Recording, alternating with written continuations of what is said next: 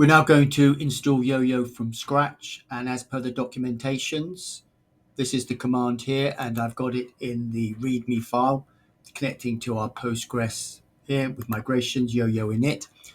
I just renamed the migrations from previously to underscore so it's out the way, and I also unlinked the YoYo ini from before.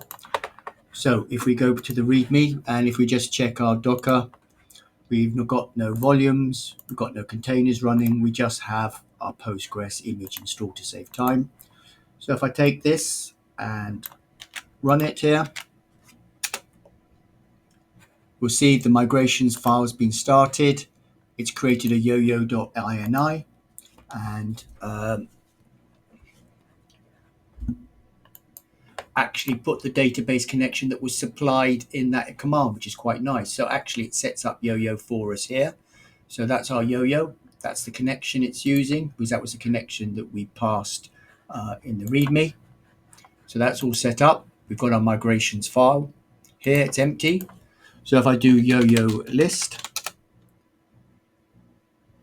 and make sure Docker's running, Docker compose up. I'm sure we're all going to make that mistake. There, all the containers are running. If I now do Control-C CLS, YoYo list, nothing in there. So to make a new migration, for example, we can just take this command. This will be the message that will appear in here. So I'm just doing initial. Let's just do add tables.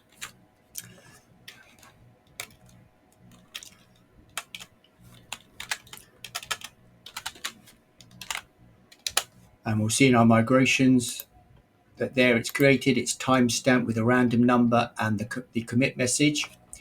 So if I come into my migrations here, for example, I can actually go in here and just copy from the old ones all these steps. But if I copy all of that, Control-A, Control-C, come in here, if you notice there's nothing depending on initially. So I also save my steps, as I said before, in here, but all I need to do is put it in there, and that's fine. So if we're doing that first one, and now I can do YoYo list, and it's going to come up with an unapplied migration.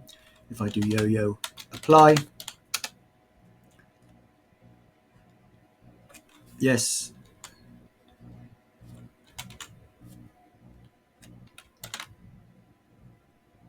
What happened there? So if I YoYo apply, that's done.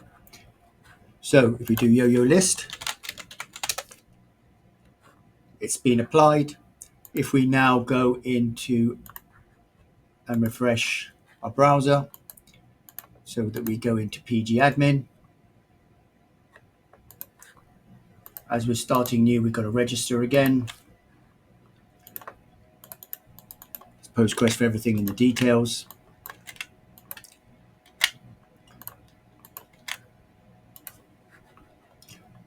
Open up, schemas, tables, refresh. There we see the YoYo 3 at the top, 1 at the bottom, and all those tables have been added. So we're back in here now, and we've seen rollback as from before. But basically now, if you wanted to create another migration, what should we do? We'll add foreign key.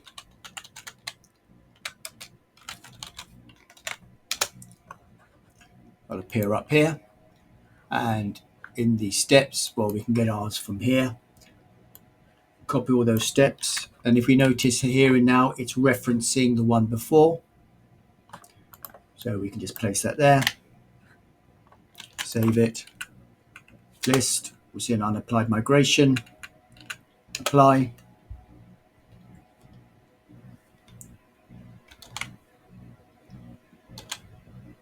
That's applied there.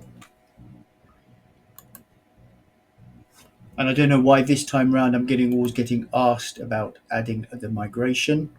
I didn't have it before. It could be possibly something in the yo-yo settings. Batch mode off.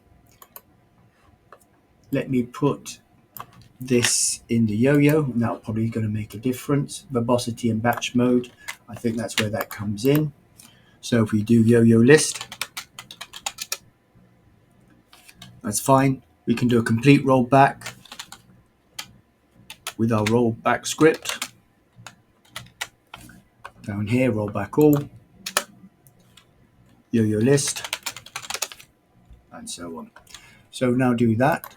So what we'll do is, what if we, I think deleting these is not good because it needs it in the database. Before, when I've deleted one of these migrations, I think I'll put in a new one.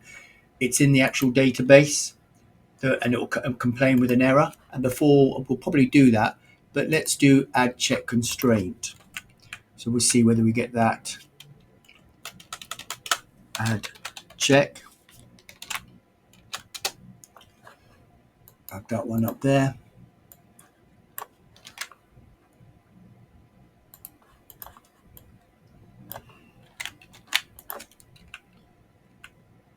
Yo-yo list.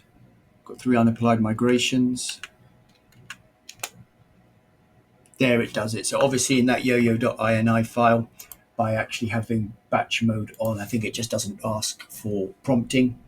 Verbosity 2, it's printing out more. If we have lower the level of verbosity, we won't get as much information.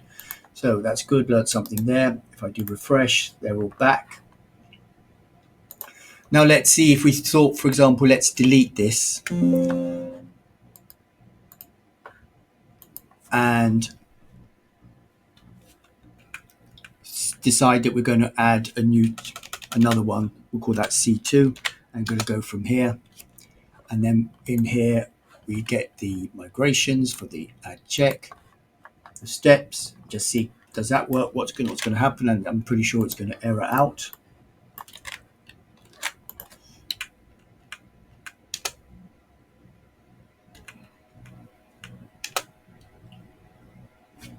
It's looking for it in its database, so it messes everything up. So what we will actually need to do, because it's got a different dependency numbers, we'll delete that.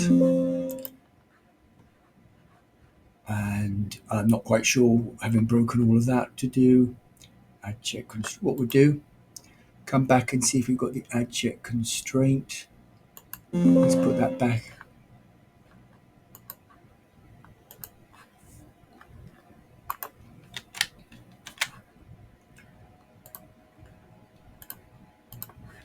So that's broken.